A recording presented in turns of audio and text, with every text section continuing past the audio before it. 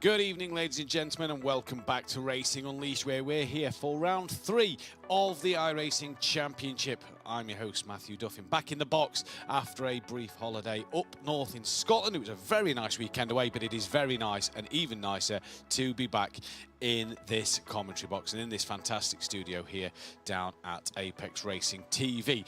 What an action-packed day we have in store for you. The fantastic Hockenheim ring circuit for this week's adventure on this platform and in this championship. Round 3 of the season, as we said, of Pro and Pro-Am, where drivers now who maybe have missed the first 2 races will be able to get their drop scores out the way, or their drop rounds out the way, and start their championship here today, as we may see new faces, familiar faces, along this afternoon's or this evening's journey in this fantastic race. But first of all, we can bring you, as always, a little hardware video from James Walker. Is awesome. First of all, starting off with the tub, the chassis itself. This is actually handcrafted in Italy, and it's designed to simulate effectively what it's like to be in a single-seater environment. Now, when you lower yourself inside here, you are sitting in a real carbon seat, which is very tricky indeed. Now, what self-respecting single-seater wouldn't have a removable steering wheel? This also carbon effect, real carbon shifters here, and there is a plethora of tech for you to learn as you go down the Racing Unleashed journey.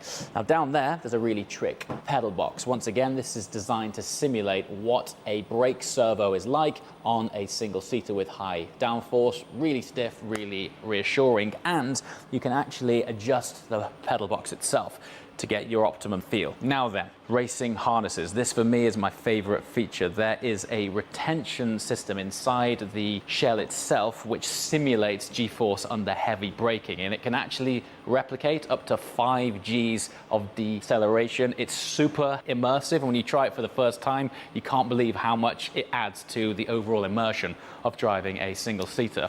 And then to tie it all together, down here at the back, we've got the hydraulic actuators, and this simulates the lumps and bumps, going over curbs, undulations, and just general movement of the car. All in all, it's one of the best simulator experiences you're going to find anywhere.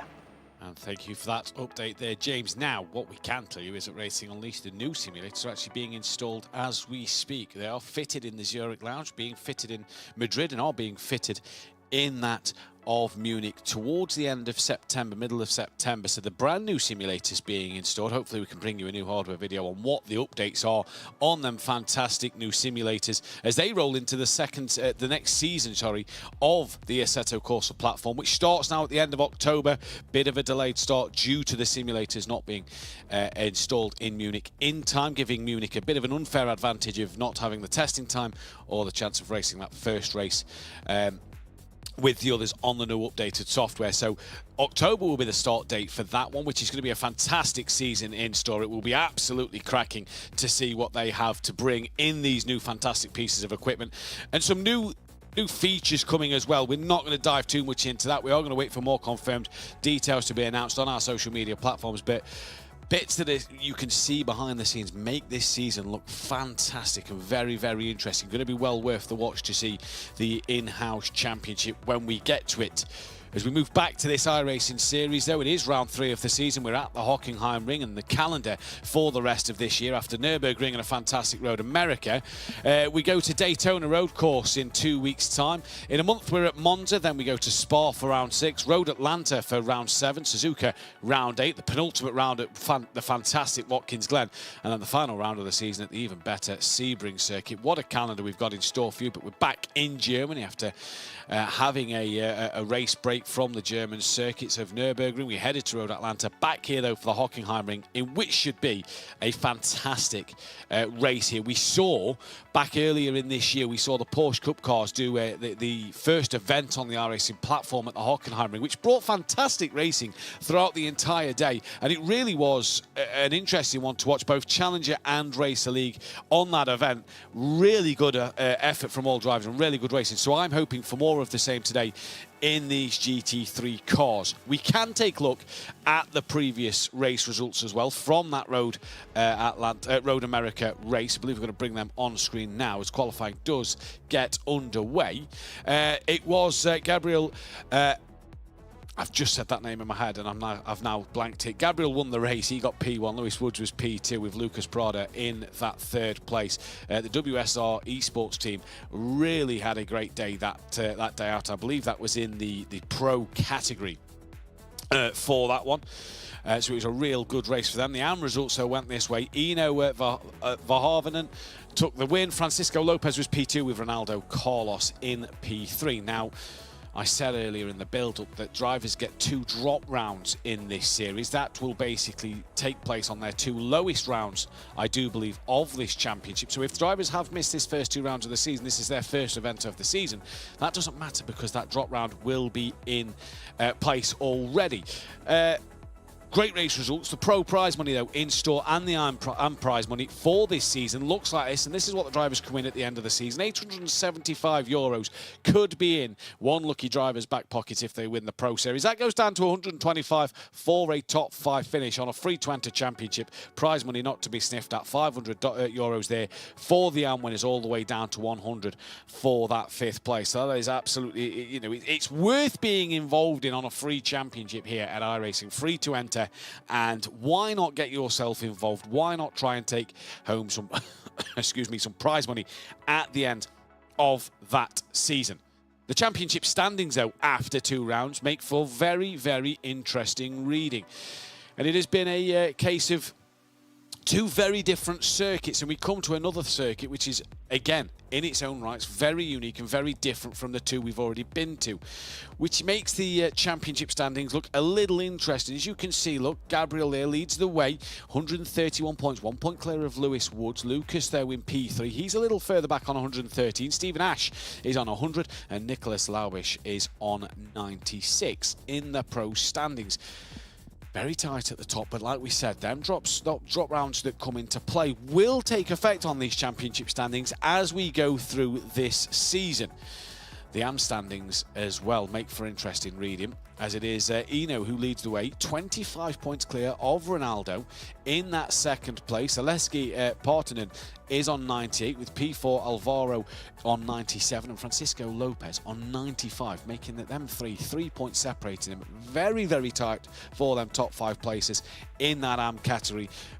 It's all to play for. There's 10 rounds, 8 races left to go. We've only done 2, so there's plenty more races in store left to go throughout this championship this season. The format then of today's action and of the whole championship action that is coming up, there's a 100-minute practice, which the drivers have just ended.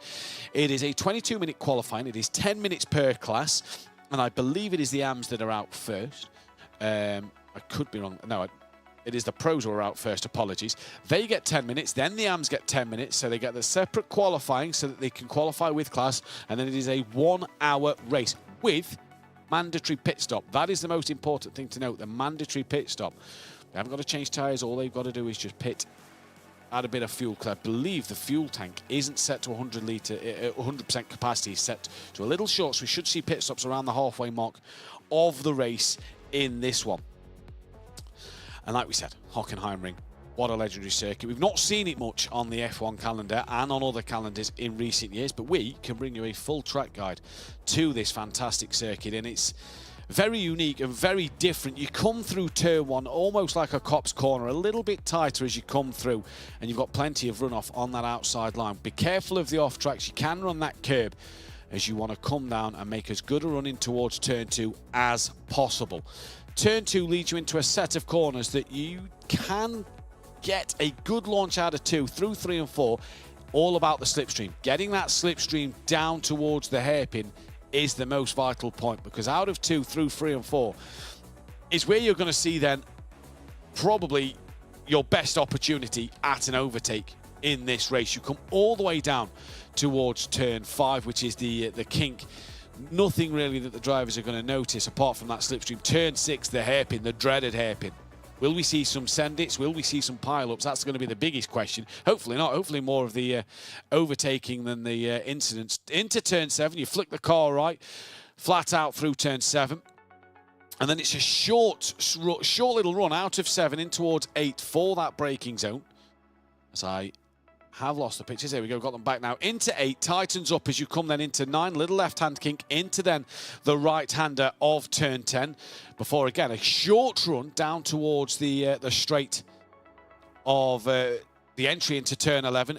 Bit of a lift through this one. Again, try and use that runoff, not too much because you're going to drop a wheel into the gravel. Now you come into the stadium section of this circuit. Sebastian Vettel famously years ago crashed off here when leading the German Grand Prix. Through turn 12, this is where the track really changes. Through turn 12 into 13 and 14. Bit of a flowing part of this section. You come out of 12, left and right again. Again, as you're dropping away off this circuit, it's downhill slightly, brake hard into 50, or brake as hard as you can into 15, short run into 16, and it's that run out of 16 that the drivers are going to be looking for down that start straight in towards turn 1. And that is where your lap is probably won and lost, mainly through that stadium section. That can be where you can find a lot of time, lose a lot of time. It's going to be an interesting part of this race for definite to find out who will do what in this race. It's going to be fantastic to see. Qualifying is underway, like we said, and we are 6 minutes into the pro qualification, in which has been a fantastic lap so far. Here are some beautiful pictures of the Hockenheim Ring circuit. And it really is one of motorsport's finest tracks out across the world.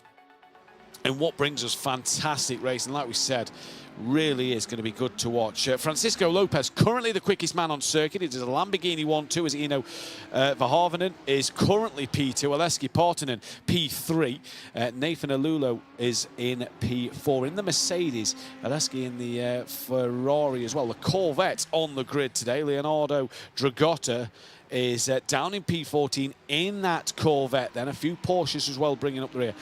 The AM field, you know, mainly Ferraris. We see a lot of Porsches in the pro field, but you have got a Corvette and a Ford Mustang in that grid. The interesting car choice I'm not seeing out there is no BMW M4s. Now, still learning iRacing. We're getting there each time we come to the studio, but I know based off the Assetto Corsa Competizione platform, the BMW M4, pretty strong car, so I'd be surprised if it's not a strong choice on this. Very surprised to not see an M4 out there, especially on this kind of circuit. Here is Miguel Beltran then, currently on the track, just looking across to the chat. Good evening to Micro J's and to Fiore's granddad, as we also say very good evening to Nikolai Agard in the chat. Hope you're an enjoyable circuit, says Micro J's, and good luck to all the drivers indeed. So very good circuit to be a part of as they come through into the stadium section here. Here is Magnus, currently P6, racing for Chapter X in the Porsche.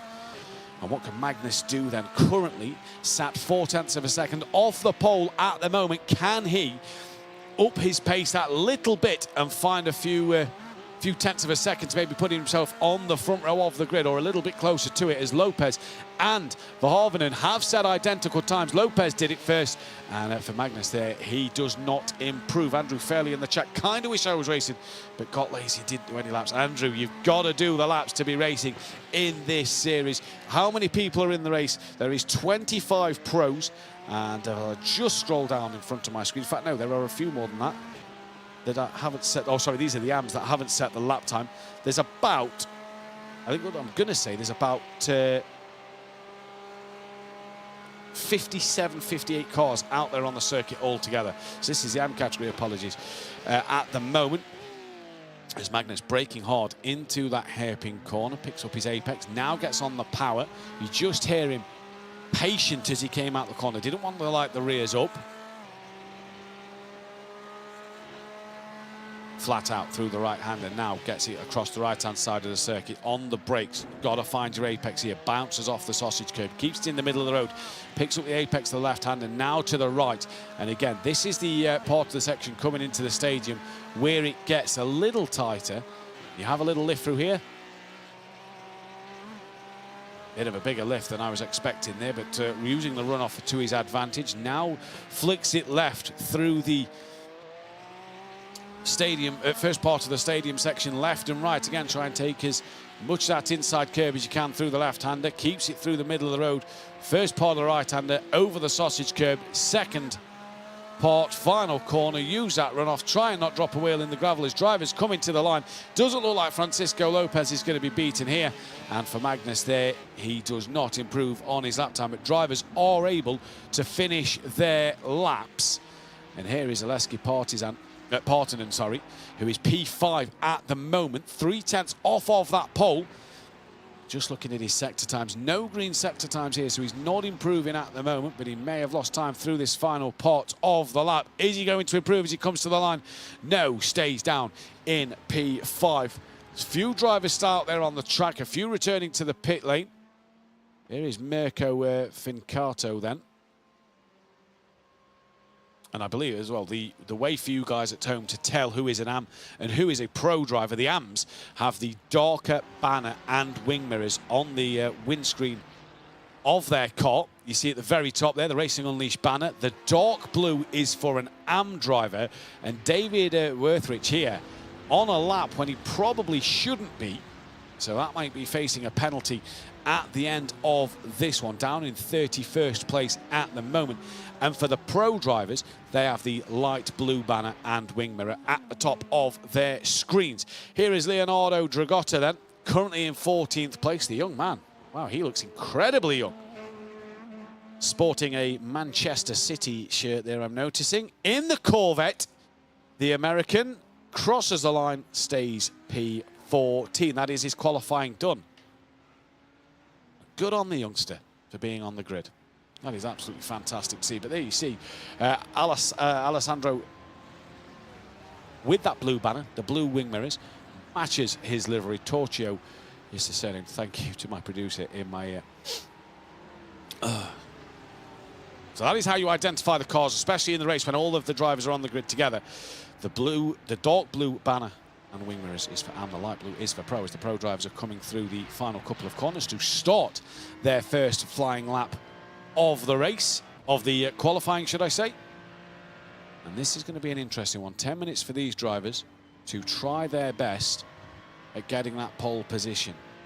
And the interesting thing about the mixed grid of an AM and pro is, if some of the pros we saw back at Nürburgring, I'm sure that Sam saw at Road America as well, if the pros don't out-qualify a few of the AMs, that makes the racing a little bit interesting going into what is a fascinating part of the race, because we saw a few incidents at Nürburgring where pro drivers just seemed a little impatient to get through on the AMs. That Ferrari down into first gear, picking up the hairpin and getting back on the power as soon as he can.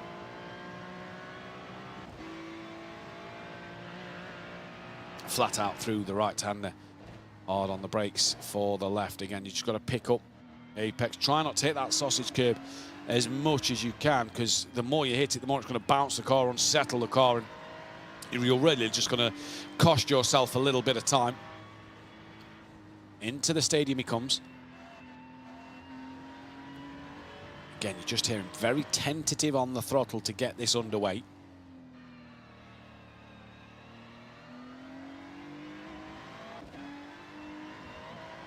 As Juan Pablo Sanchez already moves up the order. Alex goes P1, Prada's into P2. As Pierre Herbizou into the third place in class, but his fifth place overall. So this is the class qualifying at the moment, I do believe. We aren't seeing... Oh no, they're updating on my screen now, on my time screen now. So Pierre does go up into P4 overall as well, ahead of Lopez. You're just seeing a few of the pros already putting lap times in that mix them in. There is Eric Rosseth in that Ford Mustang.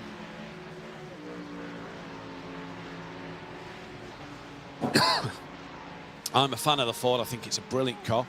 Great addition to iRacing and other platforms that have been able to get the Ford Mustang GT3 car. New this year, obviously, so really is interesting to see how many people are going to try and tackle it and handle it, but also the Corvette's new, especially on the iRacing platform.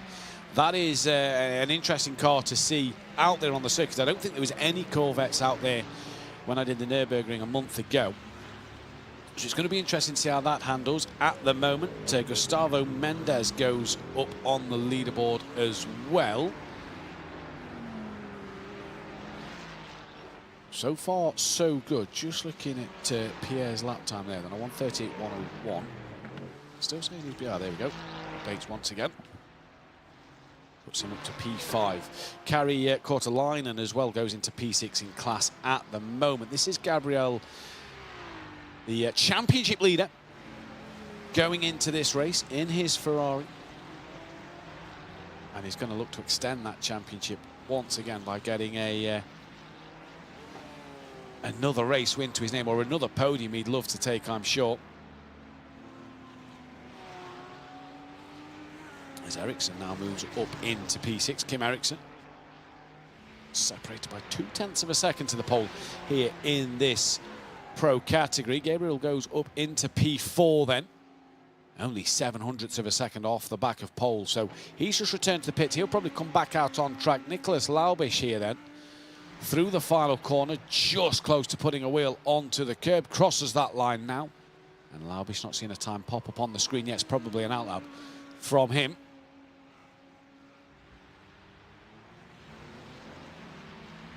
As Andrew saying that the Corvette is not quick. Sebastian Hirsch. Racing Unleashed, familiar face, obviously from the Pro Series, from the Racer League Series on Assetto Corsa. Sure he'll be making his return in that Racer League Series come October. Great to see him on the iRacing platform. Very dark in the room. You can just make out his face there. Very, very committed guy. Great to see him back in the go-karts as well. I've seen on his Instagram story after that crash he had 2 years ago. It's great to see him back in the go-karts and working hard on his real racing as well. As he comes through into that middle sector now, does Sebastian Hirsch. Into the stadium. Oh, yeah, he is into the stadium, so apologies, he wasn't in the middle sector. Ultimate corner, final corner he comes now. What's his sector times looking like? Not too bad at the moment. Where's this going to put him on the grid though? As he comes towards the line now. P20 at the moment. Does he improve on his time? He does, and moves all the way up into P... Lost him on the screen.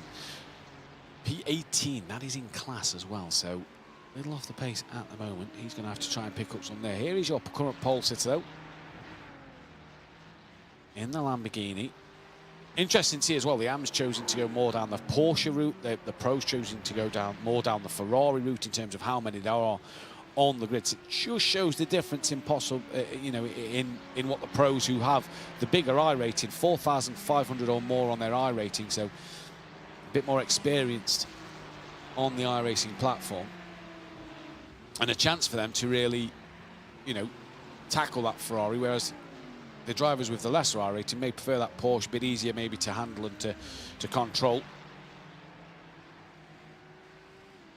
So here he comes at the moment. This is the Lamborghini that is setting the pace. It's 0.5 though. It's only 0.4 of a second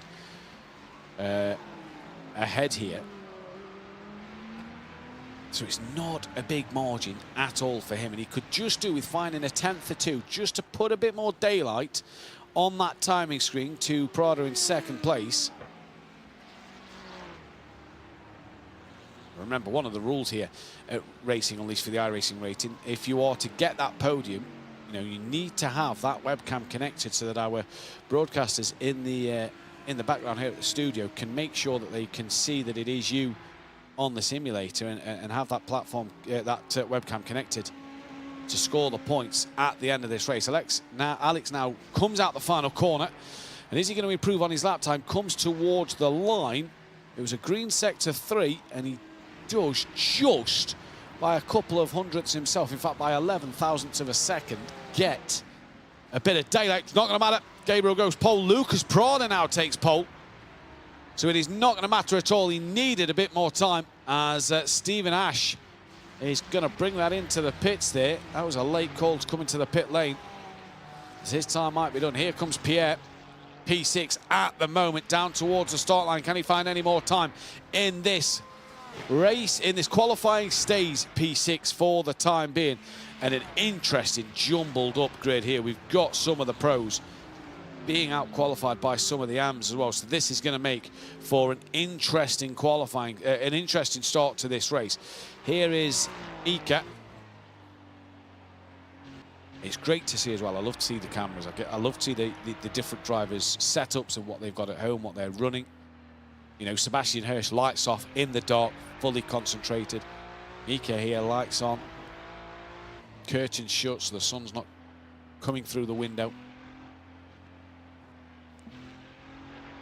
Finnish driver currently P10 in class, P12 overall out there. Just needs a little bit of time to bump him up the order a little bit. And he finds a bit of time, but it keeps him down in that 10th place in class, 12th place on the grid. Miguel Alonso now then coming towards the line. Can he find any time? 14th in class at the moment. Needs a bit more to move himself up the order, especially in front of some of the AM drivers. And he doesn't find enough to move him out of that P14 spot. Here is Kim Eriksson. P8 overall at the moment, 3/10 off the pole. Sinander Murbas has just moved into 16th place. Very tight field, very, very tight field.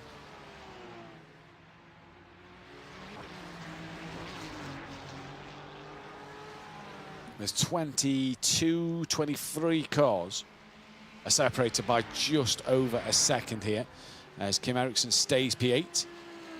Here is Kortelainen then. Currently P9 overall. P9 in class. Remember the AMs score points for their category. As do the pros for there.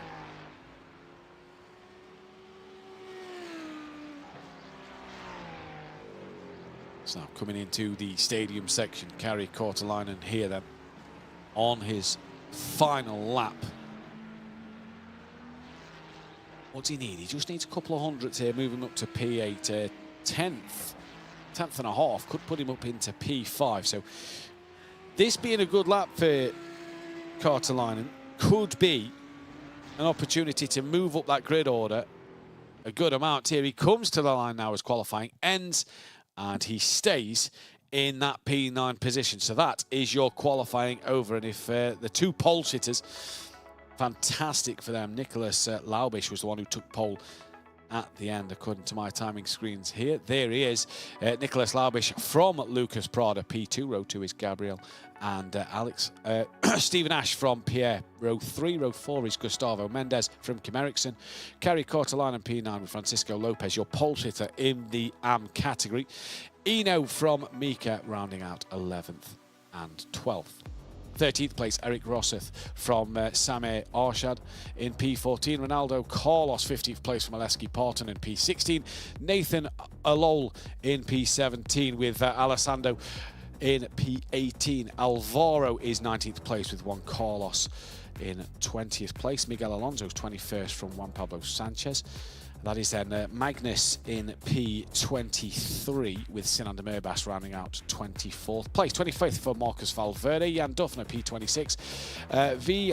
Hakalel is P27. Hendrik Zilke is P28. Sebastian Hirsch 29th. Borges Orzo 30th.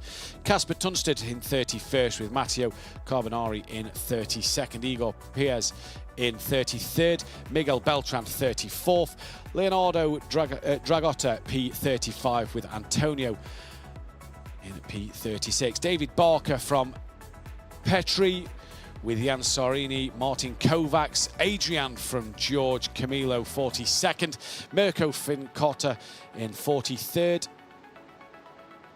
There you see Neil Bamber 45th, Matthias in 46th, Louis Hesketh in P47. And down the back end of the grid, a couple of drivers didn't set a lap time as, oh, just a bit of a moment there as we come into the stadium section. Louis Hesketh, P47, Jan, P48, Ivor Rodrigo, 49th, Alejandro is at P50. You see the drivers down the bottom end of the grid didn't set lap times. Now just look on the timing screens. Has everybody got to this start line? No. Justin Claessens is missing from the start line in this race then, so he was not able to get on the grid at the start.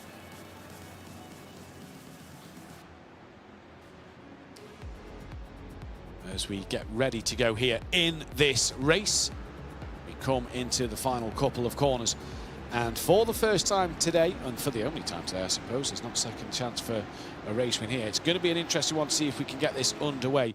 As we are about to go green, they all come through the final corner. It is green and go here at the Hockenheim ring for round 3 of this season. Everybody gets very bunched up in that midfield, coming down the start straight in towards turn 1. It's already a great start for the leader, and absolute chaos at turn 1 has happened already. The inevitable has happened. There's at least 3 or 4 drivers off there and into the wall. Not sure. That is huge damage for the Ferrari there. Bodywork absolutely everywhere, but the leaders got through squeaky clean, and it is, well, we'll wait for the timing screen to come on the screen. It is Laubish who still leads the way as my timing screens are updating. He's got a decent start, but this is where the slipstream with the car behind can really come into effect. Carnage at turn 1. P2 has a look now on Laubish. Tucks back in, though. Doesn't do anything of that at the moment. And back in that midfield, we've seen Carnage already. I believe that's Borges Ozu who's going up the inside, just behind that of Juan Pablo Sanchez. It all looks squeaky clean through that hairpin corner. Driver's a bit more patient through there. No, Carnage in the background again. I say Carnage, a couple of cars around and a few lag spikes for drivers there. You've just seen the cars just disappear on screen momentarily. And that then is not what you'd want to see if you are... Oh, sorry, that is on our end. This is a technical issue we are having on our end, which hopefully we can get sorted. And it looks like we have now. Looks like the cars are a bit more stable. So that wasn't on the driver's end. So the drivers could have still made contact with each other, but there was 2 lots of chaos there. Turn 1, and then through the hairpin, a few cars came together. But that turn 1 incident was absolutely catastrophic because the drivers now come to the start line. There is 1, 2, 3, 4, 5 cars in the pit lane. Justin Claessens did get out on the track after the race start, but there is 5 cars in the pit lane.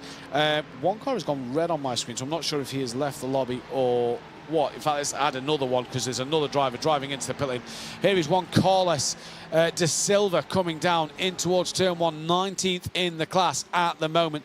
And it is Laubish who still leads so far out here on this track. Here is Luca Prada then. P4 at the moment in class and overall. In that green Lamborghini. Here is Igor Perez then, P15 in the pro category. Coming through, drive-through penalty, driving outside of qualifying slot. That is for car 513. That is Louis Hesketh, who has got himself a drive-through penalty for qualifying when he shouldn't have been. We saw that one happen. Here's Matteo Carbonari then. There's a Ferrari span, stays stationary, thankfully. But what a chaotic start. Here is Matteo. Love the seat. Great bucket seat there for Matteo. He's got work to do. 19th place in class at the moment.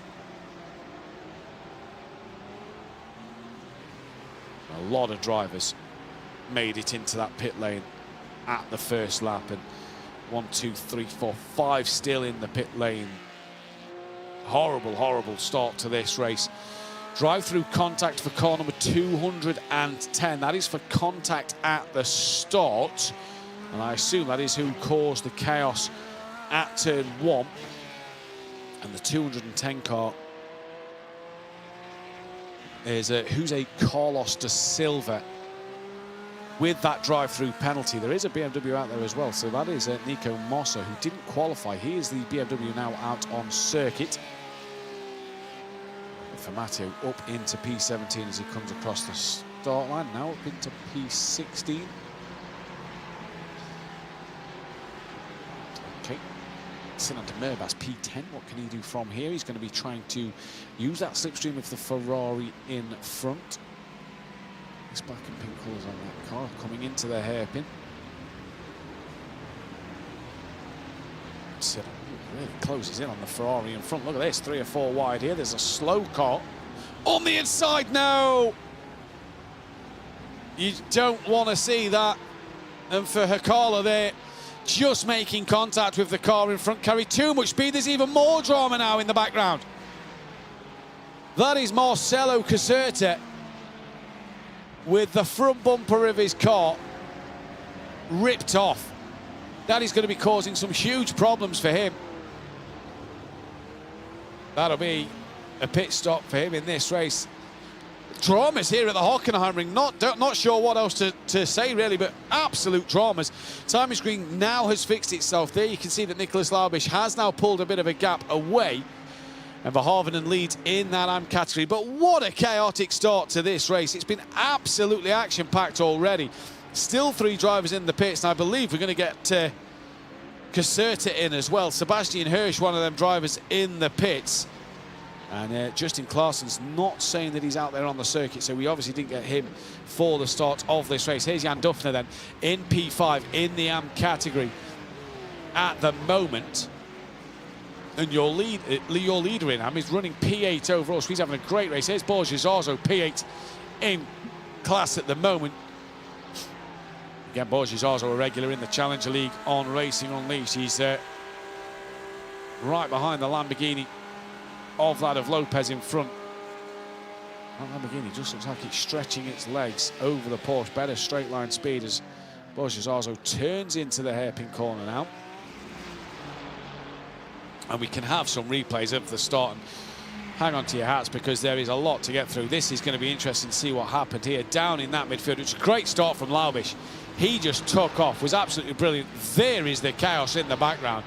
Absolutely manic behind, and you just see there, look, you see the yellow Porsche just getting into the back of the car, and there's already dramas that's happened up front. You're seeing the 3 wide into turn 1. That has not worked out, and damage for all 3 of them. Look at this, the pink car just gets sandwiched as he tries. I don't know why he tries to keep the nose in the middle of the 2 cars in front of him. It was never going to work. There's an incident on its own. That's just after turn 1, coming up to turn 2. That is Carbonari, who is getting turned around just before turn 2. And look at this, squeezing is Caserta, and then that is what it is. Across the grass, you're not going to slow it down there, and that is more damage. And then an unsafe rejoin. And then Hackl hits the back of Hirsch, and it's Hirsch then who just, look, gets bumped by other drivers who are just, and you have to say, a little impatient. Drive-through penalty for the 622 car for collision at turn 2. And the 622 car, well, that is Ronaldo Carlos, who's up the top 5 in the championship as well. So it's going to hurt him, is that drive-through penalty in this championship. This is looking back on Arshad's view, currently running P2 in the AM category. He's got Partanen on the back of him, and Alul is right behind him as well. So 3 for the podium at the moment. We're only 7 minutes into the hour race, and the drama has already happened here early on in this race. And it's been an absolutely dramatic start to Hockenheim. All happening, we said, will there be contact at the hairpin? Well, there was, but it was turn 1 that was the real chaos in this race. And you have to say, you have to feel for the drivers involved as well. It's ruined their race, and they're probably going to have to pit again. They're not going to get the fuel all the way to the end, that is for sure. There is the track map, and you see that there's 1 car sat in the pits. That is David Werthrich, the Swiss driver. Could possibly be out of this race. He's been in the pits for over 4 minutes now. That could be his day done. We are seeing, though, are any of the drivers still circulating? Not quite sure. I believe they are down the order, which is good to see them carrying on. You don't know what's going to happen. Marcus Valverde here in the red Ferrari, P16 in class, making the step up into the race league. Big twitch from Valverde there, coming through the final couple of corners. Down the start, finish straight, he goes now. Demerbas is at 10th in class. He's just moved up into that spot, it looks like. Valverde very close to the back here of, that looks to be Ossa in front. Here is Camilo. P14 in that AM category.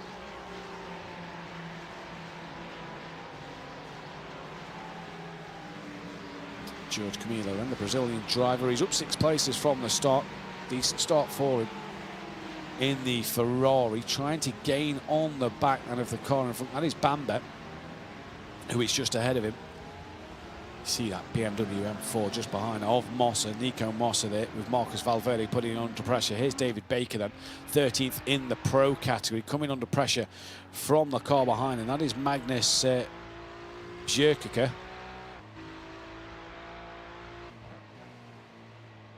Porsche versus Ferrari, and yeah, Baker, sorry, should be able to come out on top in this one.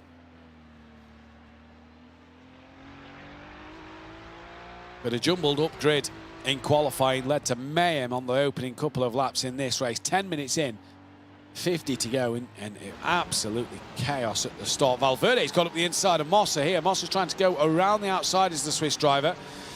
Into the stadium section they come, as they come now into the penultimate corner, and he gets that position back. So Valverde just trying to put Massa under a little bit more pressure here. And Luca Close is right behind.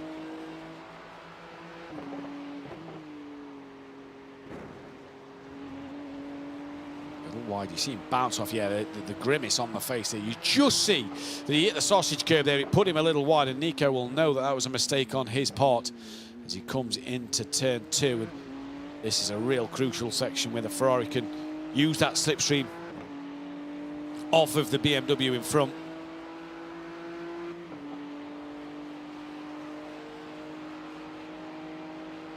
For Massa here, you just see Valverde getting a little bit closer. They're not close enough by the time they break into the hairpin. Oh, gets very close. Very close to the BMW. How they've not made contact, I don't know. Great driving from Valverde to not go into the rear of Massa there. But this is a good little battle. A train forming in the background. It's Massa, Valverde close, and Hesketh is gaining on them as well. And you see a good gaggle of cars behind this fight.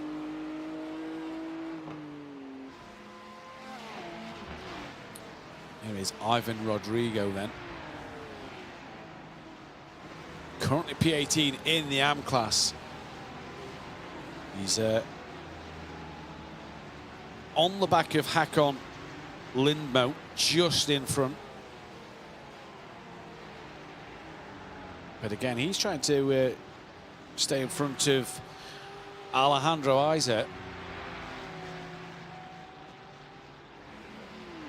Who's that coming into the pits? That is Lindmo. Then Håkon Lindmo is into the pit lane. That's a little early for a pit stop. Well, if he's got a team in his ear, they'll be telling him what to do.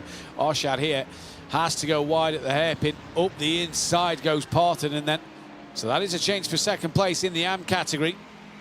Great little drive between the two of them. And a good patient battle. And Arshad there, you just see on his camera, doesn't look phased by that. He knows there's a lot of racing still to go here at Hockenheim.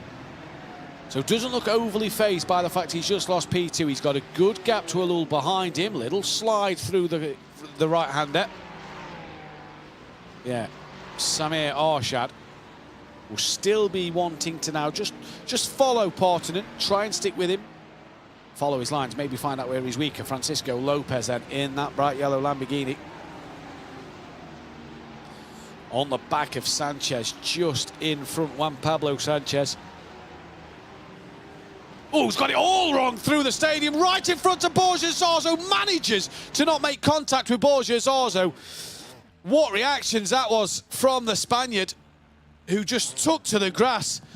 Yeah, I mean, yes, he cut the corner, but you're not really going to begrudge him that one because he had no choice. And for Juan Pablo Sanchez, loses out on a lot of places, just lost the rear all on his own. Ersen here then gets up the inside of Rodrigo, takes the place away from him, so a good manoeuvre that from Alejandro Ersen. Moves up another place. And it's interesting to see Camilo drops down to 15th in the AM category, but it's Laubish who's 1.4 out front. And here is Carbonari, 14th in the Pro category. Look at this little fight. Valverde still on the back of Massa, saying that he's in front of Massa. He is now. And look at this. Massa's being swamped by a lot more Ferraris than just Marcus Valverde. As Valverde's coming into the hairpin, a drive-through for car 159. And who's that up the inside of the pair of them? That, I believe, is Close. who has managed to get up the inside of the BMW and of Marcus Valverde. Can he hold it there through the next right-hander? Yes, he can. Valverde can't do nothing around the outside, manages to keep just a bit of his car up the inside in towards turn 8. And this is great side-by-side racing between these two Ferraris. Now as close, kept it within reason. Yes, he has. Up the inside, now has to tuck back in Valverde. As Arshad has just dropped down to 10th place in category. So what has happened to him in this race? Vamanos Marcus in the chat. It was a great move. And Samir Arshad, he's got huge damage on the bonnet. Well, I say huge damage on the bonnet. There is no bonnet. So that is big damage for him. Hakalal is in the pits as well. But what has happened to Arshad? There is a Porsche still in the pits there, tumbling down the order. And here is Adrian Pereira. Drives awfully close to his steering wheel. Not a lot of arm movement there. That is, well, awfully close to his steering wheel. And around he goes. Patience, patience, patience. Let the cars go. And away you go now. So for Adrian, has a bit of contact, but he's back on his way now. Awfully close to the steering wheel there is Adrian. Stretch your arms out a little bit.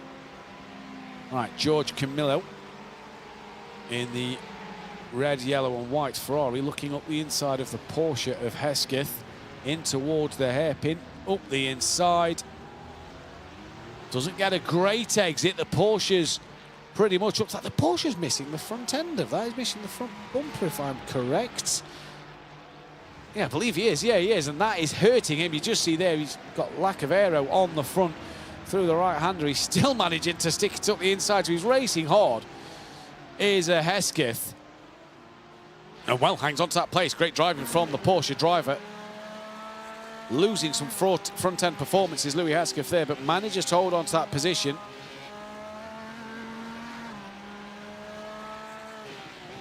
Drive-through penalty for car 144, as it looked like there was a move up the inside there, just behind Camillo. That was from Antonio Bretones. Is that Hesketh bringing it in? It is, yeah.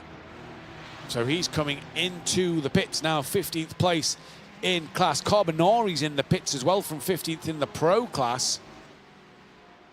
A lot of drivers with a lot of damage today. One man who's been squeaky clean and kept out of trouble is this man, Nicholas Laubish.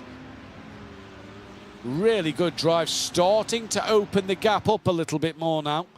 And it's just patient building this. It's not overdriving the car. He's not doing anything other than just doing what he needs to do. Battle down for 8th and 9th in that AM class. Dragotta having a good fight. Here is Lucas Prado, though, second in class. Got Gabriel behind him. Erdely is what I'm going to say for Gabriel's surname. I said that before I came on air and then immediately forgot it when we went live. But yeah, interesting race. The top 5 in this pro category have all got away well. Coming up to that 20-minute mark in this race. It's been a fantastic, fantastic race. And it's been really, really well worth the watch.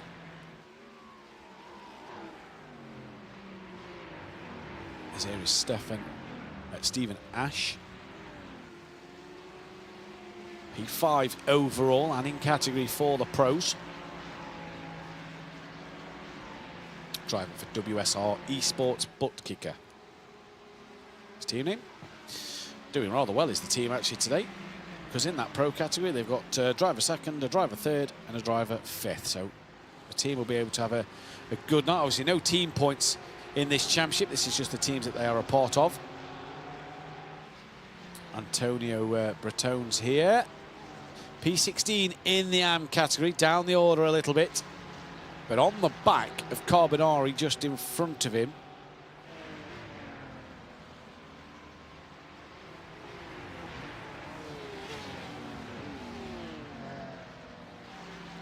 Maybe can use that slipstream with the Porsche now.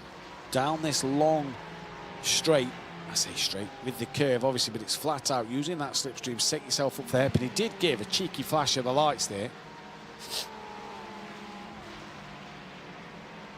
We can show you a few more replays on the top of your screen. Oh, wow. Just absolutely chops the nose off at the hairpin, comes diving in.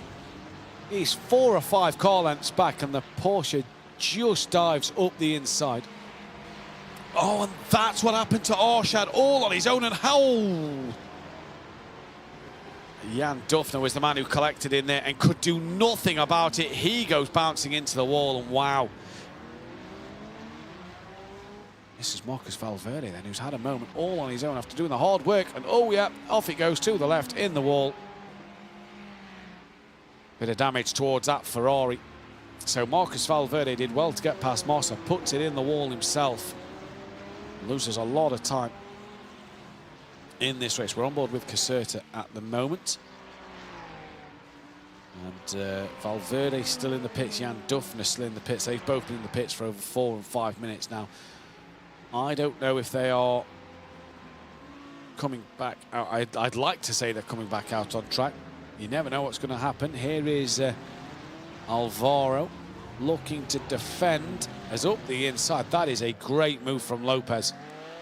Alvaro there just did not cover that one off enough. And Lopez up the inside. Great move. That moves him up into P4 in class. The Lamborghini just looks like it can now stretch its legs a little bit more.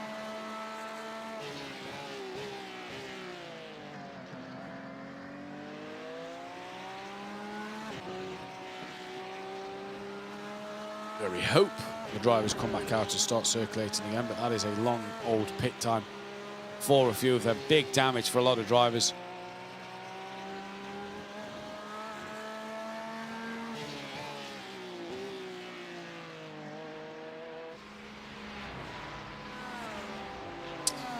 Here is David Milik, P18 in the M category.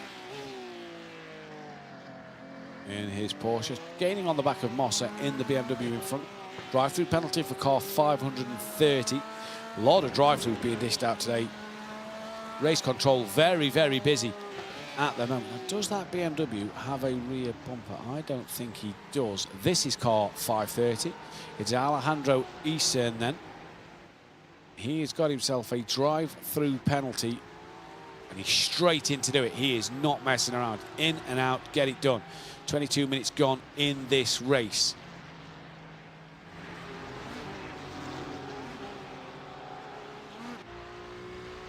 Antonio Britone's down the start straight towards turn 1, looking on the back of Carbonari.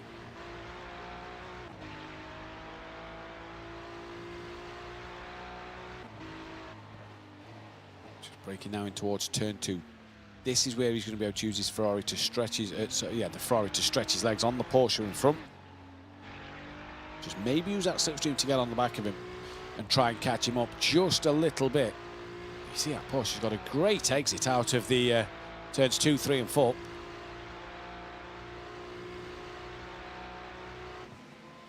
Towards the hairpin. This is Borges also. He's currently defending in P6 in class from Baker, who's 11th in the pro class. So not really your fight in these categories. And this is where drivers, I suppose, have to pick and choose who they do fight hard or not, because whether Baker gets past him or stays behind Borges also, this isn't Borges' fight at all. He's not going to want to lose too much time over Baker here.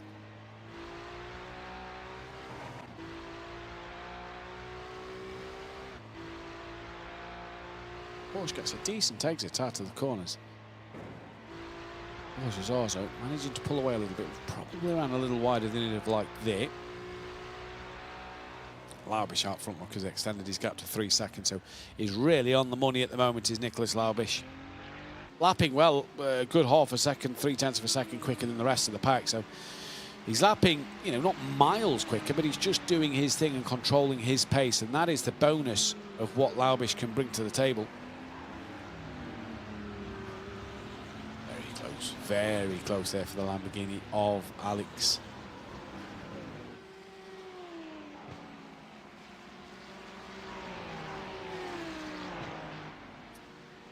There is Prada. The 2nd, 3rd, 4th and 5th.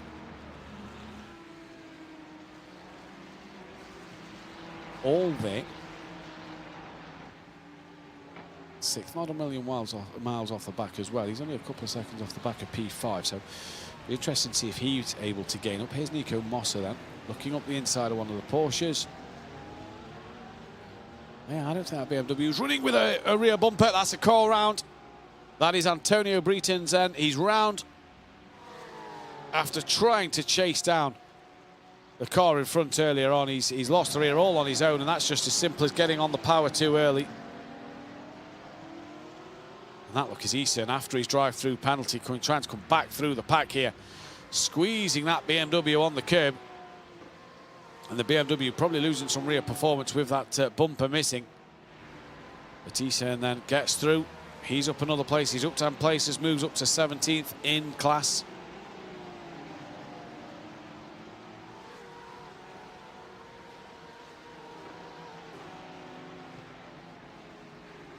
So we're coming up to the halfway stage of this race.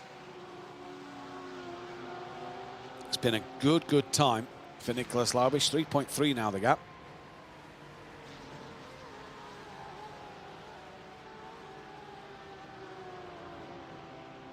And your leader for Harvinen in the AM class, he's doing pretty well as well.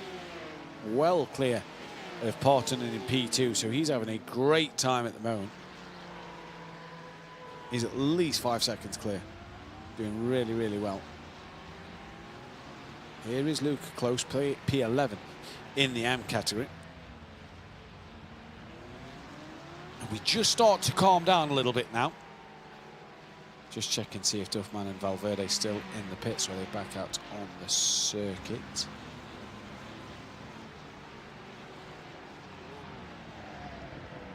They're still in the pits, as is Arshad. He's back in as well. So that's a shame for Arshad. It was going so well. Here is Adrian Pereda.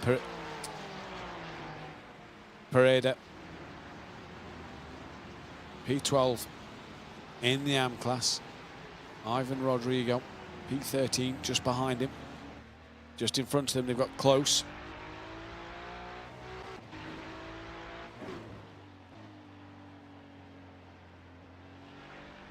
Perez is in the pit lane, as well as Lopez, who's up and down. And I believe away. It looks like he's been dropped.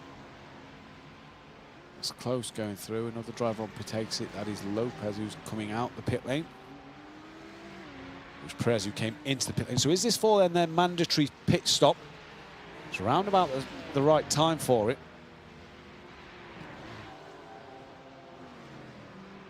Beltran, P16, down 3 places at the moment, trying to hold that inside, outside line, which will be the inside for turn 3. He gets it on back up the inside. Beltran will have to wait to, in fact, he's tried to take on Carbonari.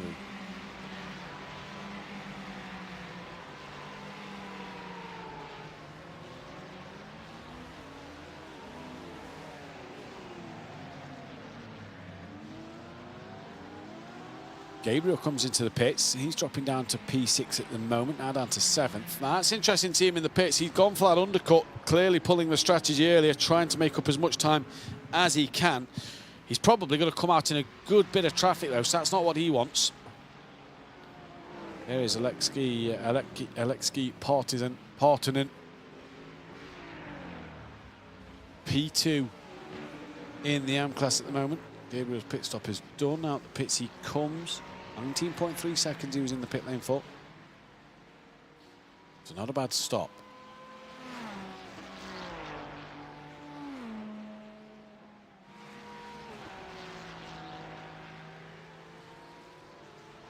A few other drivers coming into the pits. Hakala is in, he's one of them.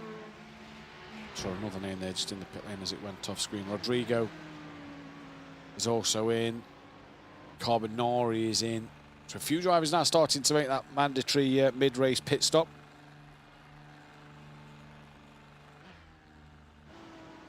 Stephen Ash is looking close to the back of Alex for P3 and 4 in Pro.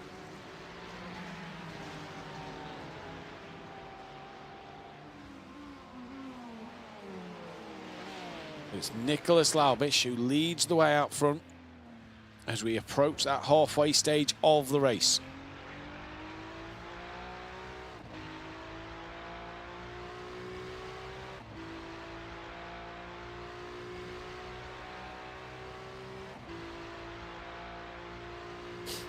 This is Hakala. P16, he's got Perez just in front of him in 15th. That's Miguel Alonso who's had a moment. There's Borges also coming through as well. He's 9th in class, is Miguel Alonso. So Borges also gets past. Baker as well gets past in the just behind Zarzo. So not the ride that Alonso would have wanted. Oh, 4 places still. And there's still half the race to try and make them places back. Couple more drivers into the pits. This is your leader in the AM class, Eno Verhoeven. It's the Mustang going side by side with the Lamborghini. Up the inside goes the Mustang. Does it manage to get the apex? It does. Gets out the apex and powers away now. Verhoeven here in a good fight with Eric Rosseth.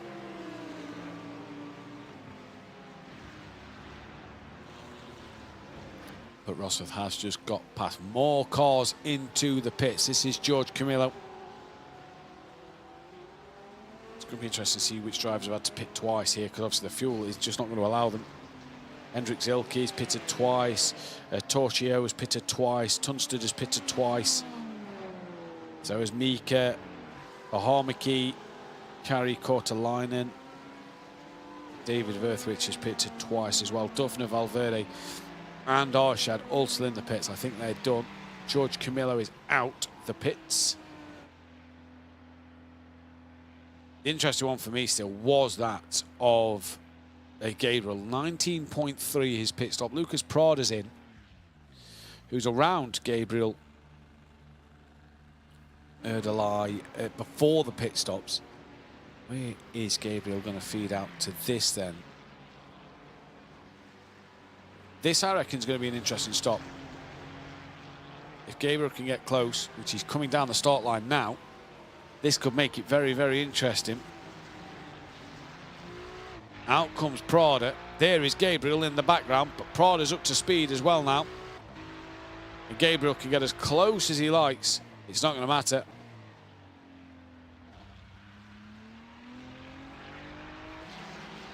Just 8,000th of a second quicker in the pits was Prada over Gabriel. That gap though pretty close at the minute. Here's David Barker. He's just leaving the pit exit now as well. He's 12th in class.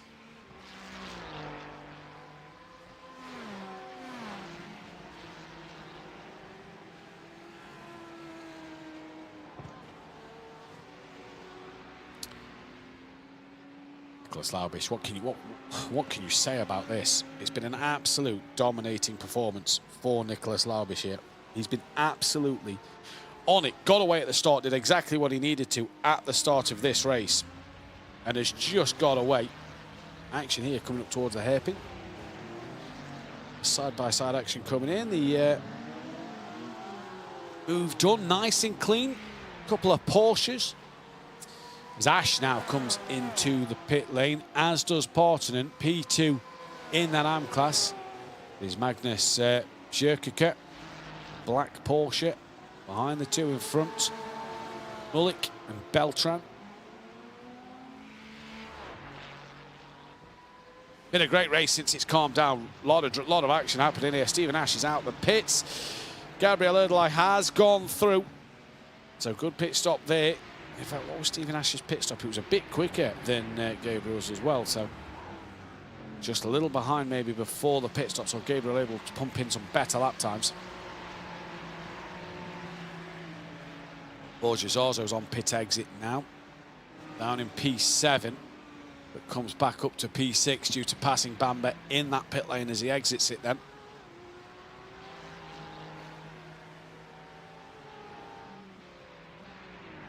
Doing all right so far is Borges Arzo, on for a good bit of points here. Here is David Mullick then, P9 at the moment. So a few drivers still to pit left in this race. Obviously the mandatory pit stops are going to happen thick and fast around this stage of the race. It is around that 27 to 37 sort of mark you're going to pit. Nicholas Laubish is in the pits now himself. So your race leader has decided to pull the trigger and pit. And that possibly will cause a chain reaction here as Urbizu is in as well, as is Mendes. Rosseth comes into the pit lane. Verhoeven comes in. Yeah, there's the chain reaction. So it's around this time of the race where the drivers have all got to pit and make that mandatory stop to add the fuel because the tank isn't running at 100% capacity. De Merbas now in from 5th in class. And already, look, Nicholas Laubish in, out.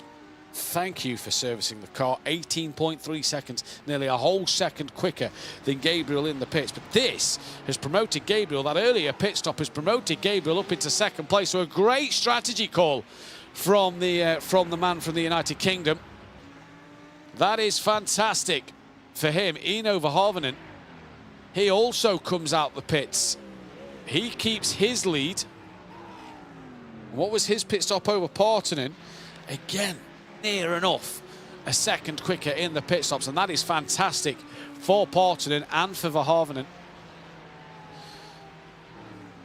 If you're to make this not, you know, are they part of the same team? No, not part of the same team, but a finish 1-2 in the AM category would be absolutely fantastic for them. Lucas Prada, P3 in class, right on the rear of Erdely then. The driver from Czechia. He's got Ash right behind him as well, the youngster from, no, Ash isn't the youngster from America, it's the other American driver. Dragotta is the youngster. Ash, though, P4, he's not a million miles off the back of this. He's about half second off the back of this battle. So this is a battle that if this... Oh, dropping a wheel in the gravel there was Gabriel. There is Ash, look. And the best thing is, these three are not going to want to make contact with each other. They all drive for the WSR Esports butt kicker team.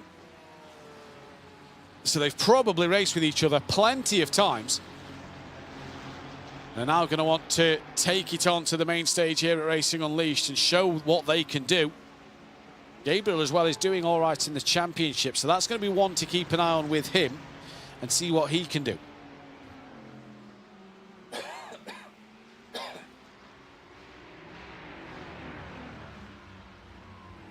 So Gabriel, the first car from Prada, from Ash. And is Alex, who is P5. Lamborghini, Ferrari, Ferrari, Ferrari, Lamborghini, Ferrari, Ford Mustang. Francisco Lopez, P4, as Beltran comes into the pits for his stop in the AM category. Francisco Lopez on the back of the Mercedes of Nathan Alul. The sole Mercedes on the grid. What can Lopez in his Lamborghini do about it? He's not close enough to do anything at the moment. You get the feeling he's just starting to chip away here. 37 minutes gone. Coming into that final 20 minutes. This is where the racing is going to start to get interesting. Ivan Rodrigo coming through turn 1 on the back of Close, having a look up the inside. Managing to brake early, took back in and not make it an instant going into turn 2 then. You've just joined us, you've missed a dramatic start to this race. It was full of action and full of drama. Here is Luca Close then, towards the hairpin. Having a look is Rodrigo there in the background, but again, just a look, nothing more than that. Does the door open on the exit of the hairpin? No, not quite. Little closer, and he may have just snuck that nose up the inside.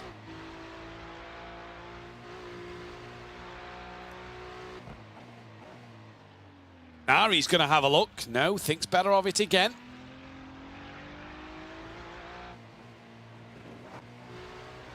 Still playing that patient game, and this is great driving. This is what we want to see, that patient game from both these drivers being played out here.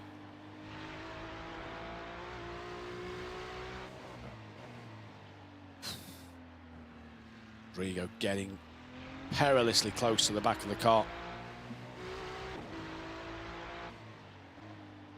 You kind of sense that Rodrigo's going to pounce here, but it's when and where.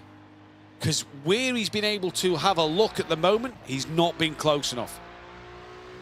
And you just see he's not got the run out the final corner there to just carry that momentum down the start straight into turn 1. So for Rodrigo, he's got to go again next time around.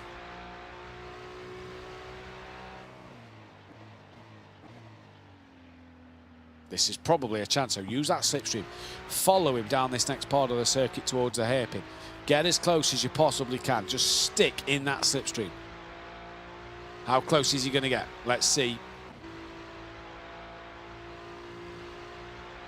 Slowly pulling him in, slowly, slowly. Doesn't get close enough. Pulls out to have a look, but in all fairness, Close is probably not falling for that trick because he's so far back, you just know you're not going to make that move there. Without either missing the corner or causing an incident. Here is Nathan Alul then in the Mercedes. Virtual reality headset on for Nathan as well, so getting the full experience.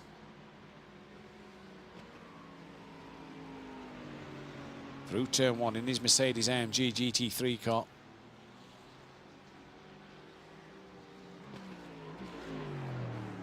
P3 at the moment as Caserta's back into the pit lane. Will be for a second pit stop for himself.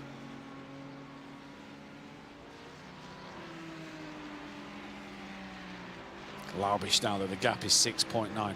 That gap for second still pretty close between Erdely, Prada and Ash in that pro category. Here is Matthias Karjalainen. P10 in the pro category. On the back of the 14th place Amcar. Ad Croc says on the side of that car there. I'm not seeing things.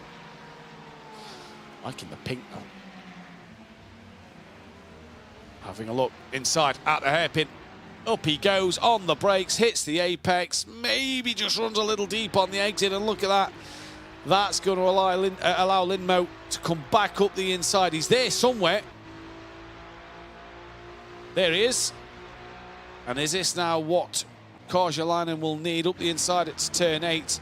Bounces off the sausage curb, but through he goes. A fight really that Lindmo doesn't need to have, with Sanchez also breathing down his neck. In the separate car category, the only man, by the way, to be lapping in the 1 minute 37s is your race leader, Nicholas Laubish, with a 37.738. That is the fastest lap of this race.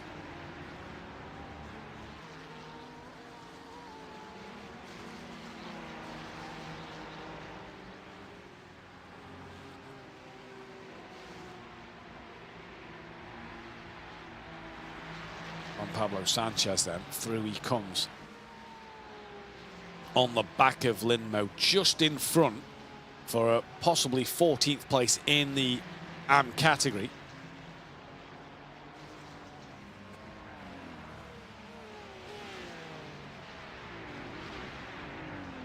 And you just feel this could be the calm before the storm here at the end of this one, where it could all heat up again in the dying moments of this game. Ivan Rodrigo still having a look on the back of Close. And now they've got Beltran for company as well.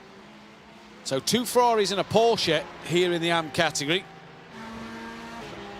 And the Porsche of Beltran is right under the rear wing of Rodrigo. Is he going to pull out and think of a lunge up the inside? Pulls out, has a look, later on the brakes, up the inside he goes. Is this going to work? Manages to get it stopped on the apex. How good's the exit? And for Beltran there, that is an absolutely belting move. Great job from about half a car length back. He's managed to get the job done, stopped it on the apex, no contact with the car in front. And Close now could just breathe a sigh of relief, because while these two are starting to battle a little bit, he can start to break away from these two. Just a small amount you see already that he's been able to gap. He's had a twitch and a bit of a wiggle though through there. That'll cost him a bit of time. Beltran here in this Porsche is just doing exactly what he needs to do late on in this race. This is for 12th place in that AM category as well, let's not forget. But points mean prizes at the end of the day, and you've got to be in it to win it. Beltran's already dropped ahead of, away from Rodrigo just a little bit here, and has got Close on the back of him. Sorry, he's getting onto the back of Close.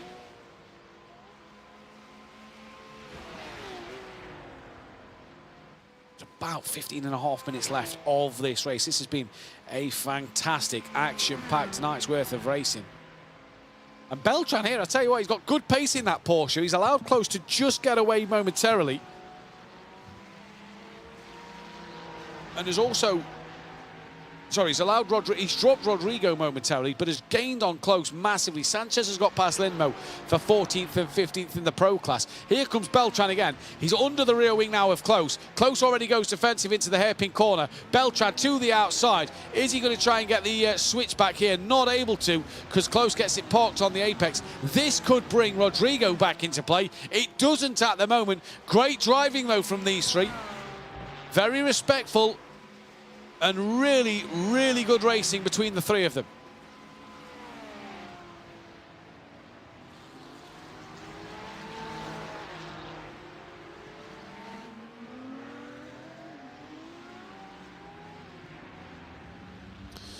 This is a battle for P2 in category. Gabriel Eldelai then still ahead of Prada and Ash at this moment in time. It's interesting to see what he's able to do in this race.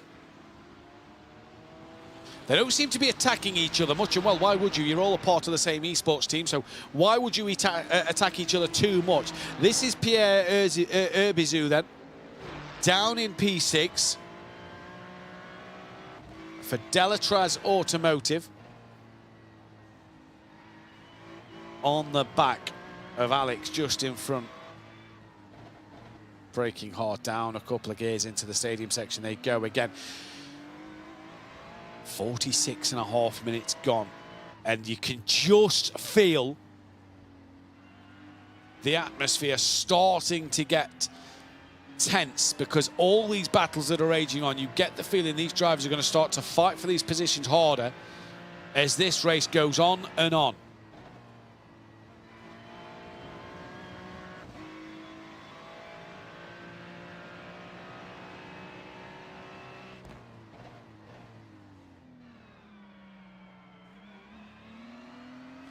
Through turn 2 we go. So we've lost several drivers in this race. Probably no real surprise. Tunstall 3 laps down. I don't believe he's still out there. Alessandro Torchio, he's out of the race. Samir Ashad is out. Marcus Valverde. Juan Carlos is also out. Jan Duffner. Mika Vahamaki. Kari Kortelainen, David Verthrich, Mirko Fincato, Petri Lepere and Jan Serrani, all out of the race. And really, well, like we said, if you've missed the start, well, absolute chaos. A few drivers coming back into the pit lane. Now, I can only assume that these are drivers that pitted early with damage, that are running out of fuel and have got to pit. So this is costing them massively here. And this battle still rages on. And Ivan Rodrigo now is gaining closer to the back of the Porsche of Beltran, who's looking up the inside of Close through turn 2. Beyond the outside line for turn 3. He's got the move done, though. Close comes back at him. They're side by side now as they're going to go full throttle. And Rodrigo's just going to take a front row seat and watch the action unfold here into the hairpin corner and down the second real main straight at the Hockenheim ring. Rodrigo looks to the inside. He's never going to think of doing it on the pair of them. Brakes, manages to get it stopped. These two are still side by side. Close gets the poorer run out the hairpin corner. Great move, though, from Beltran. Real good driving from these three. And Close drops to 12th. Beltran moves up to 11th. And oh, this is a sending maneuver up the inside, and Rodrigo makes contact with Close, and more contact from the Porsche. And really silly there from Rodrigo. He didn't need to make that move. He dove into a gap that was always going to Close. And Caserta moves up to 15th place in category, ahead of Carbonari, who picked up front-end damage by hitting the Ferrari of Rodrigo there. And that's put Rodrigo in the clutches of Mullick and Bretones and Camillo in the background. Oh, and you feel for Carbonari. Was in the wrong place, and he's had to go into the pits with that front-end damage. Here is your leader in arm, Ian Overhaven, and then he's got 5.9 seconds to Partonen in P2. So a real good race. We speak about Laubischer's race and the job he's done. This man's done as good a job as him in terms of leading in your category.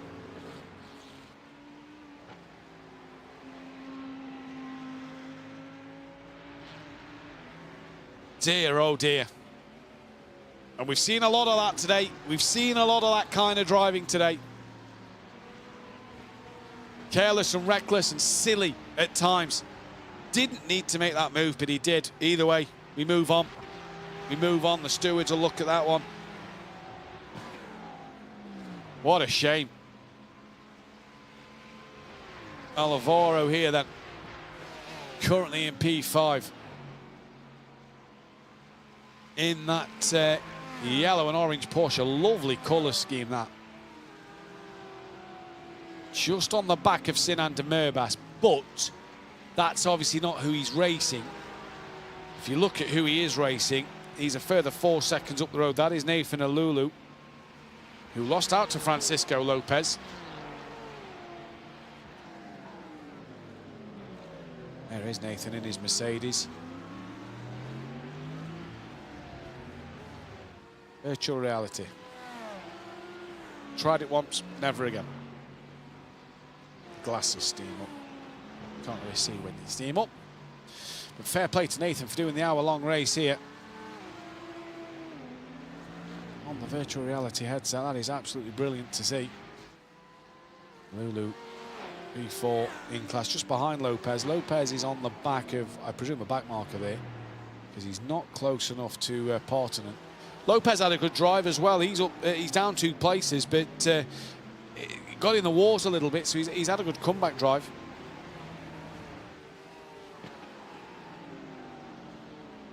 On the Soul Mercedes, doing a great job.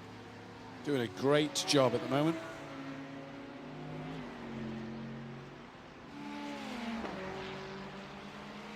Here's David Mullick, P14 in class. In the AM category as well. The German driver trying to get on the back of Ivan Rodrigo after that mistake he'd made. And Rodrigo, you know, Caserta's got past Close here, so Rodrigo will be looking to chase down Close. He's also taken Bretones with him in that orange and black Ferrari just behind. So a couple of cars coming along for the ride here.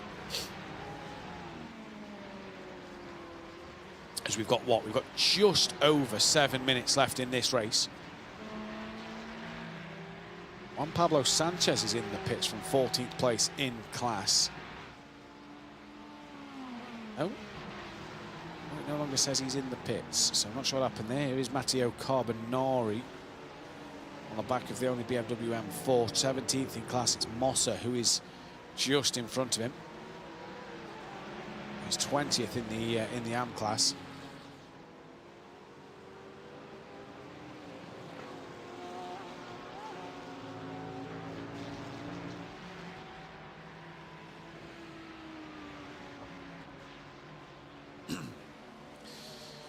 Shame for Matteo today, 17th in class. Couple of pit stops to his name, caught up in a few incidents. Been in the pits twice. His last pit stop was 3.5 seconds. That shows you how much fuel he needed to put on board there. But he's being hunted down by the Mustang, who is lapping Matteo Carbonari. So I'm surprised he's not moving out the way. He'll be getting the blue flags. Looks like he's pulled out the way now. And that is the Ford Mustang of Rosseth in P7.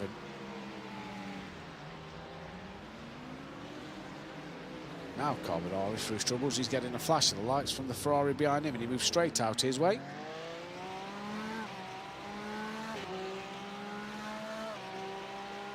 I can only assume yet another back marker. Yet another leader, should I say. Sinan de Merbas, 9th in the pro category.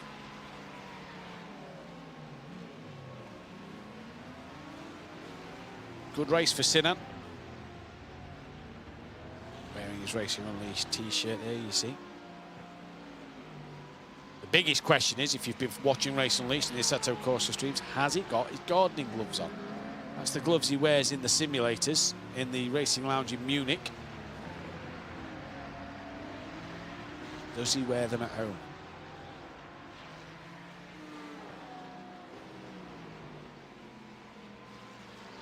Sinan doing a terrific job. P9 in class. He has got Alvaro behind him, but that is an AM driver. David Baker is, though, the car behind Alvaro. So while ever David's there and they're fighting for position, we're fine. For Alvaro, though, he doesn't want Borja Zorzo to get past David Baker, because that's for their position, for a top 5 in their category, in the AM category as well. So good points in store for that. There is Borja on the back of this little train, who, if you wonder why he's talking so much, streams live to Twitch. So this will be broadcast out on Twitch. And testament to drivers who can do so much communicating while streaming. I know a lot of drivers like to be in the zone and, you know, enjoy streaming their footage for you guys to watch, but a lot of drivers like racing in the zone. Borja Zorzo likes to engage. You see that a lot. I think this is brilliant to see. Haven't seen him win a race on the Racing Unleashed platform since the prologue back in March last year, April last year. As Sinan de Mirbas just hanging on in there over Alvaro at the moment, who him and David Baker behind went a little deep, so that's going to allow de Mirbas a bit of breathing space here. Just a little bit as we enter the final 3.5 minutes of this race.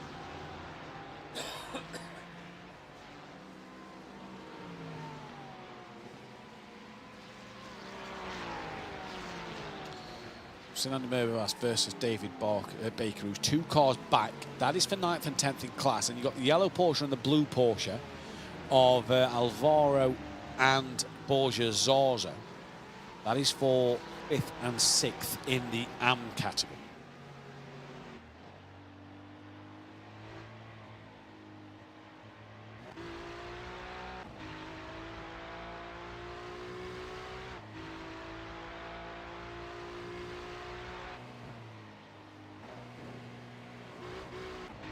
This one of the closest fights on the circuit at the moment, coming into these dying moments of the race.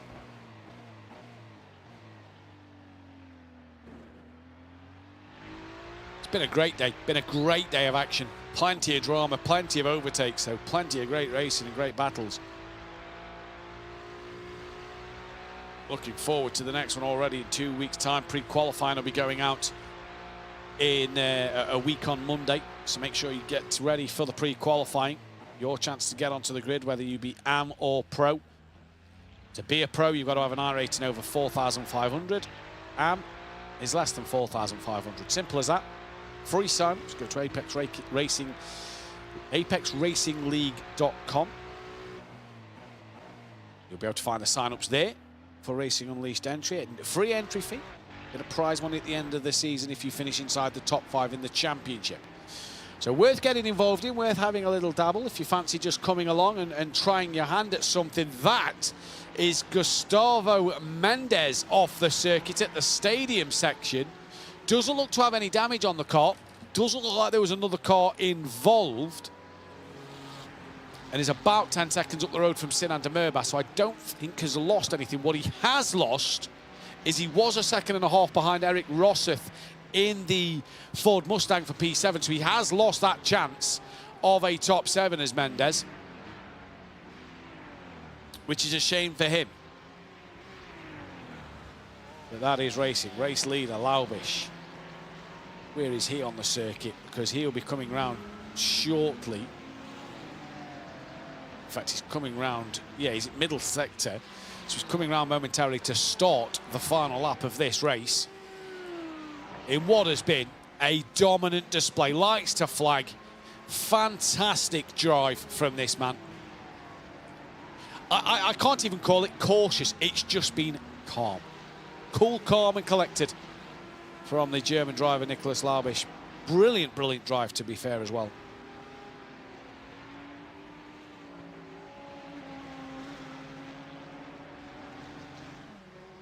Sinan Demirbasso still hanging on in that fight over Alvaro, David Baker and Borges also. And obviously he's only in a fight really with David Baker. Alvaro's in a fight with Borges also, so that's an interesting one to keep our eyes on. But we're on the final lap of this race, and Nicolas Laubisch will enter turn 2 with 10 seconds left on the clock. We know it's the final lap. But Alvaro has got 1 lap to not make any mistakes, not get involved in an incident with David Baker or Sinan Demirbas, to not allow Borges Orzo to take 5th in the AM category.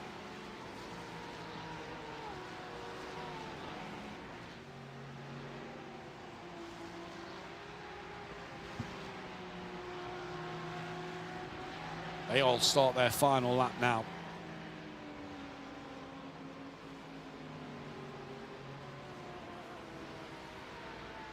What a day of racing this has been. We'll be back in 2 weeks' time as well to bring you the 4th round of the championship. It'll be a fantastic bit of racing this. Is Laubisch got to be at the end of his lap here. He's got to be close to taking that checkered flag in what has been such a fantastic drive. This, though, is the fight. He's entering the stadium section now, look, just about to lap another driver.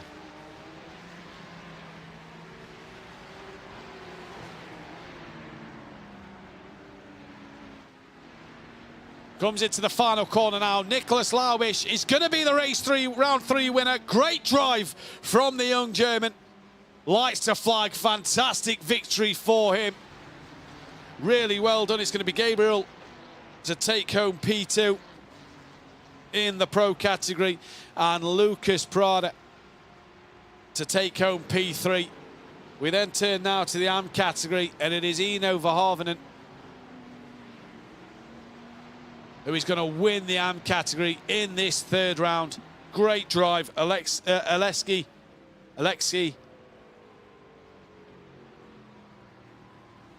will take 2nd place. Partonen with a great drive there.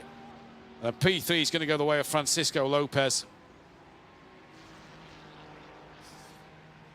Absolutely fantastic drive from everybody as well. Flash of the lights there from the Mercedes driver, that of Nathan Alulu. Really good. Borges also got P6 in the end. He hung on. Sinan Demirbas hung on for his P9. Here is Adrian Herrera.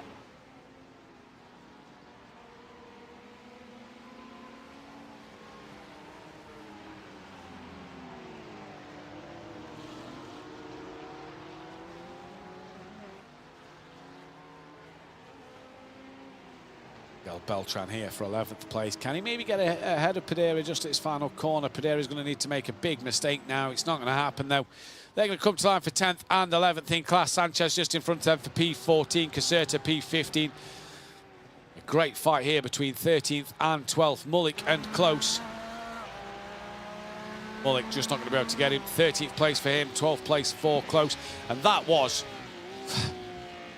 dramatic. Brilliant, fantastic, great racing throughout. Obviously, race control very, very busy with a few things to look at in that race. But what a race it was. It was all drama at the beginning, and then it was brilliant racing at the end. You can just see over my shoulder here some of the incidents from earlier on in the race. Really, really crazy stuff. But nonetheless, Nicolas Laubisch lights to flag. What a drive from the young man. Absolutely fantastic. Lights to flag, controlled the race. There's the final classification. Nicolas Laubisch, Gabriel Erdelai and Lucas Prada, P3 is top 3 in the pro category. The top 3 in AM was Eno Verhoeven and Alexi Partonen, and Francisco Lopez was your top 3 in AM. And it was a really mixed bag of results here. We saw back at the Nürburgring when I was here a month ago that the pros was really at the front and the AMs mixed it with a couple.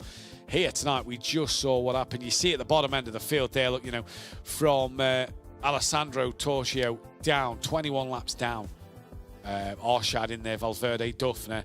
A lot of them drivers, huge damage due to incidents at the beginning of this race and throughout. Valverde was actually his own spin into the wall that cost him a lot of time and effectively ruined his race. But it was images like this over my shoulder. Look at this one. The 3 wide just gets pinched and it just causes 4 cars off. And I believe if we look back throughout the race of this, that was actually Francisco Lopez involved in that instance. And the fact he's been able to come back through the field, take a P3 in the AM category is absolutely fantastic for him.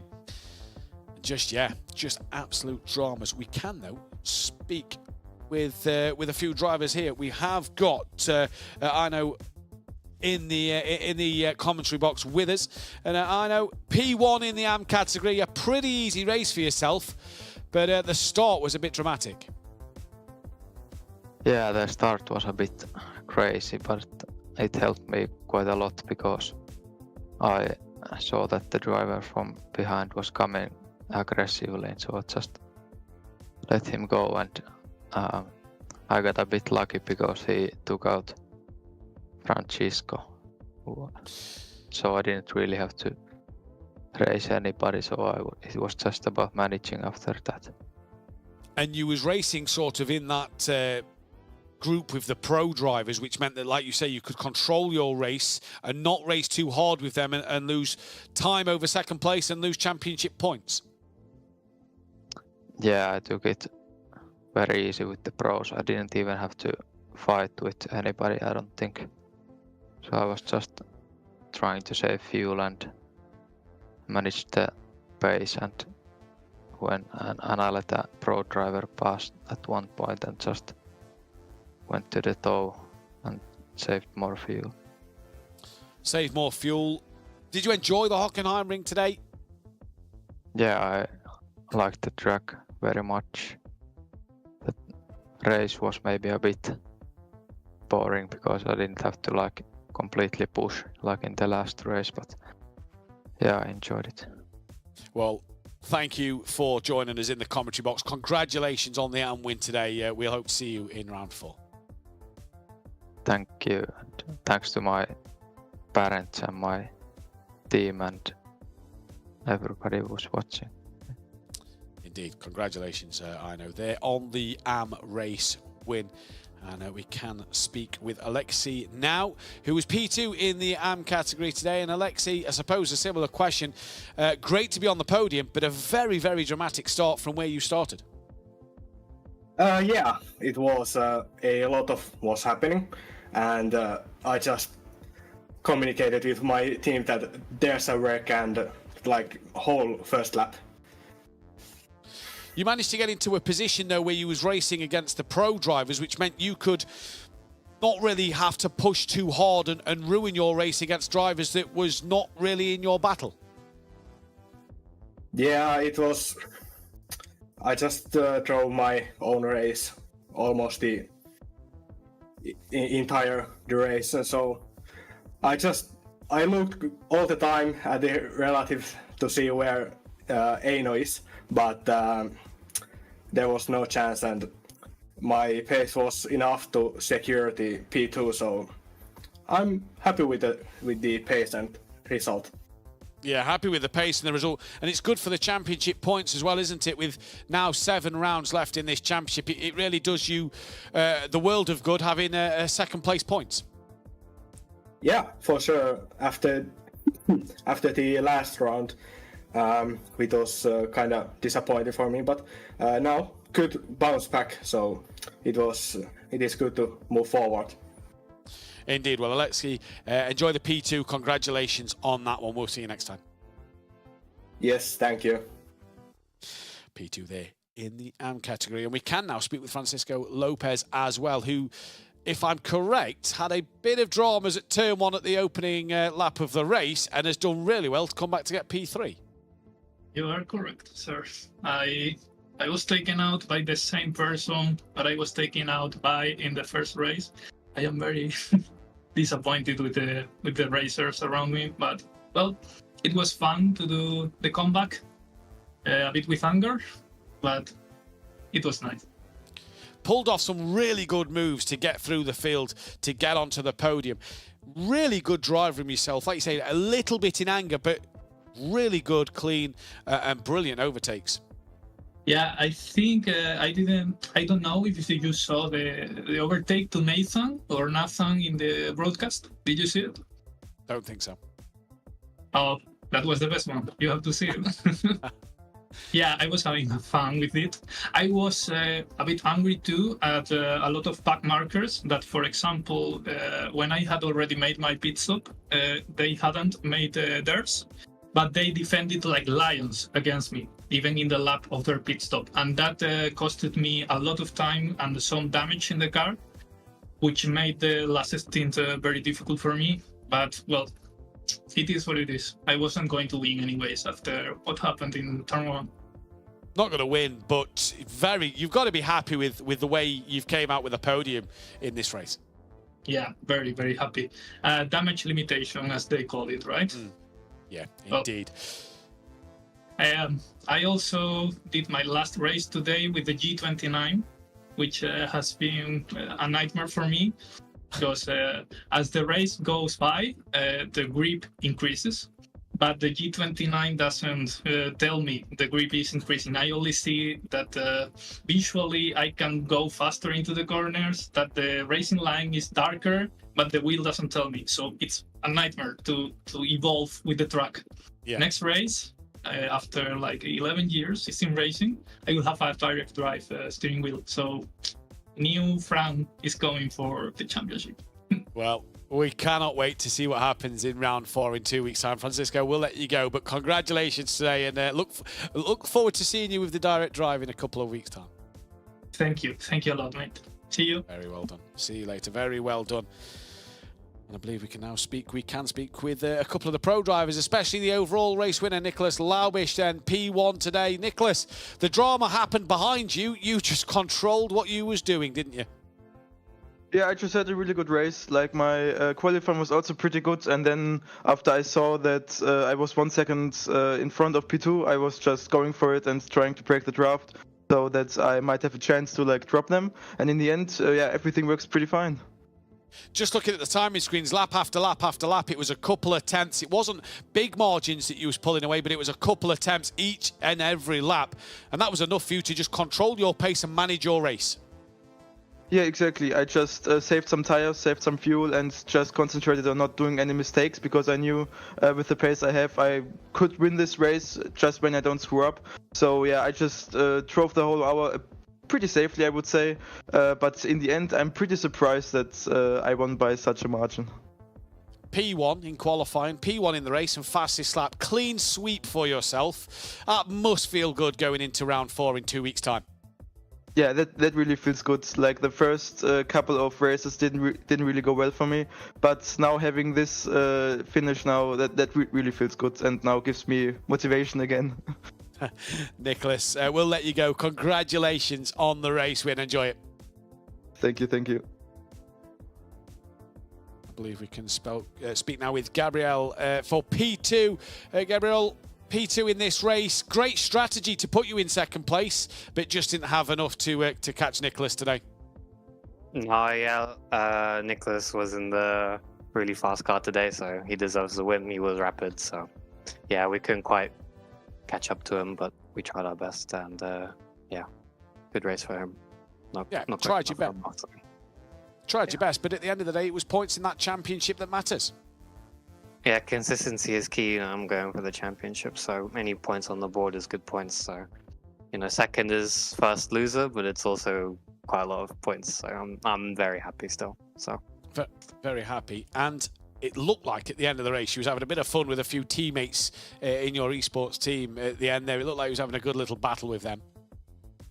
Yeah, we were trying to be respectful, but we said we would be racing in the last few laps, but at the end of the day, it's really hard to overtake around here, so none of us really had a good opportunity. But yeah, there was no team orders at the end. Great to hear. We go again, though, in 2 weeks' time. You gain more points on your championship, which is looking pretty good at the moment as well. What can we do next time out? Yeah, Daytona, it's kind of a slipstream fest. It's a bit of the luck of the draw, 2 sprint races, a lot can go wrong, a lot can go right. So just hope to stay out of trouble and damage limitation in case anything goes wrong, Yeah, indeed. Well, congratulations today on the P2. We'll let you enjoy that one and hopefully see you next time. Thank you very much.